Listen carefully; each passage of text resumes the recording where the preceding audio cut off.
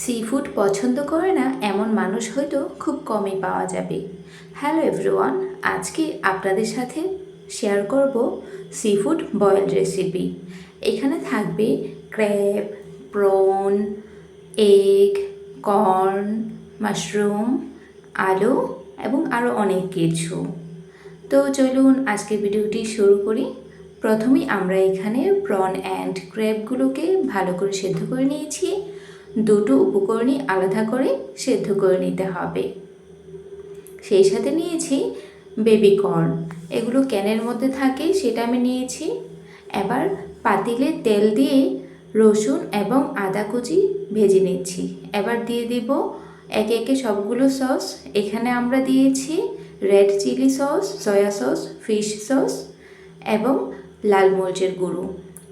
মশলাগুলো ভালো করে কষিয়ে এনে এবার দিয়ে দিয়েছি আগে থেকে বয়েল করে রাখা প্রন অ্যান্ড ক্র্যাব। এই তো এবার ভালো করে মশলাটার সাথে মিশিয়ে নিয়েছি। ভালোভাবে কষানোর পরে আগে থেকে সেদ্ধ করে রাখা ডিম এবং আলুগুলো দিয়ে দিয়েছি। আর বেবি কর্নটা যেহেতু সেদ্ধই থাকে, মানে নরম থাকে, তাই আর এক্সট্রা করে সেদ্ধ করতে হবে না। এবার সবগুলো উপকরণ ভালো করে মিশিয়ে গোলমরিচ দিয়ে কিছুক্ষণ কষিয়ে নিয়েছি। তারপর একটি বাটিতে সার্ভ করে নিয়েছি। ওপরে কিছুটা সাদা তিল দিয়েছিলাম। আর দেখুন কতটা লোভনীয় লাগছে। আপনারাও চাইলে একদমই সহজভাবে এভাবেই সি ফুড বয়েল রান্না করতে পারেন। যদিও আপনারা পছন্দ মতো এখানে অক্টোপাস কিংবা অন্যান্য উপকরণও যেমন স্কুইড ব্যবহার করতে পারেন। আমরা আজকে সি ফুড বয়েলের সাথে চাউমিন রান্না করেছিলাম। চাউমিনটাও খেতে খুব ইয়ামি ছিল। আর আজকে সবগুলো রেসিপি করেছে ফাতেমা সাবরিন শিফা।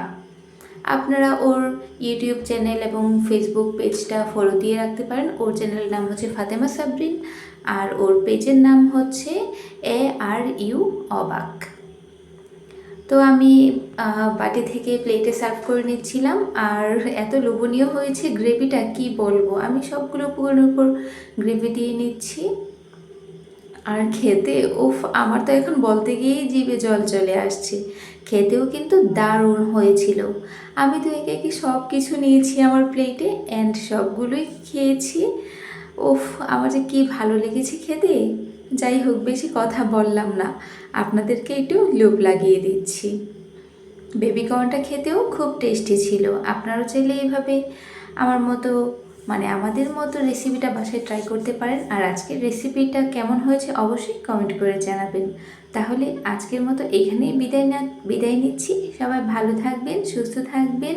Tata, take care, have fun.